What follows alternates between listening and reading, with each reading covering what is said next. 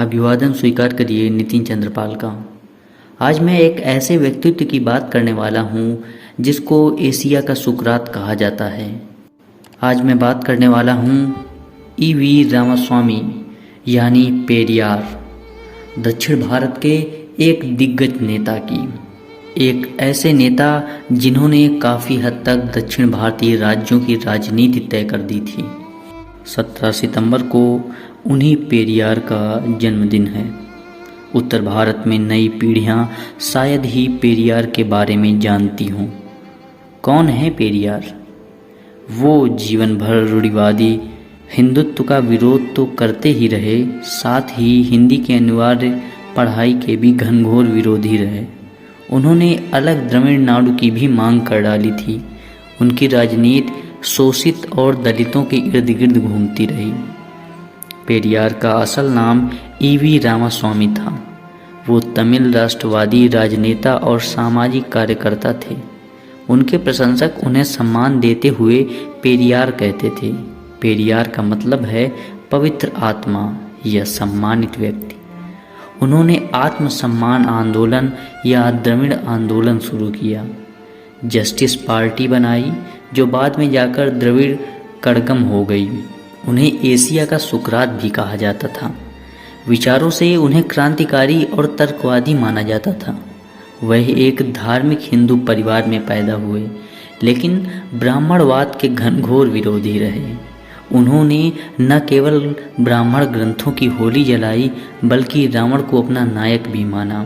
ईरोड वेंकट रामास्वामी नायकर का जन्म 17 सितंबर 1879 में तमिलनाडु में ईरोड में हुआ। पिता वेंकटप्पा नायडू धनी व्यापारी थे। घर पर भजन तथा उपदेशों का सिलसिला चलता रहता था। हालांकि वो बचपन से ही उपदेशों में कई बातों की प्रामाणिकता पर सवाल उठाते थे। हिंदू महाकाव्यों तथा पुराणों की परस्पर विरोधी तथा बेतुकी बातों का मखौल उड़ाते थे। वे बाल विवाह, देवदासी प्रथा, विधवा पुनर्विवाह के खिलाफ होने के साथ स्त्रियों तथा दलितों के शोषण के पूरी तरह खिलाफ थे। उन्होंने हिंदू वर्ण व्यवस्था का बहिष्कार भी किया। 15 साल की उम्र में पिता से अनबन होने के कारण उन्होंने घर छोड़ दिया। वह काशी चले गए। वहाँ उन्होंने धर्म के नाम पर जो कुछ होता देखा, उसने उन्हें नास्तिक बना दिया। वे वापस लौटे। जल्दी ही अपने शहर की नगर पालिका के प्रमुख बन गए। केरल में कांग्रेस के उस वाईकाम आंदोलन की अगुवाई करने लगे जो मंदिरों की ओर जाने वाली सड़कों पर दलितों के चलने पर पाबंदी का विरोध करता था। पेरियार अपनी मान्यता का पालन करते हुए मृत्यु पर्यंत जाति और हिंदू धर्म से उत्पन्न असमानता और अन्याय का विरोध करते रहे। ऐसा उन्होंने लंबा, सार्थक, सक्रिय और सौदेश्यपूर्ण जीवन जिया था।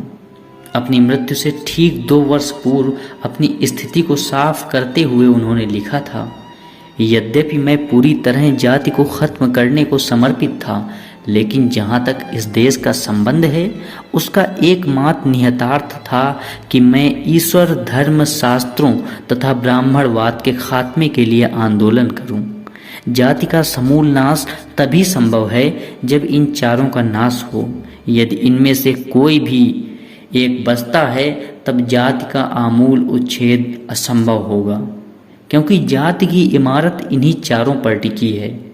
केवल आदमी को गुलाम और मूर्ख बनाने के बाद ही जाति को समाज पर थोपा जा सकता था। लोगों में ज्ञान और स्वाधीनता के प्रति जागरूकता पैदा किए बिना जाति का कोई भी खात्मा नहीं किया जा सकता। ईश्वर, धर्म, शास्त्र और ब्राह्मण लोगों में गुलामी और अज्ञानता की वृद्धि के लिए बनाए गए हैं। वे जाति व्यवस्था को मजबूती प्रदान करते हैं।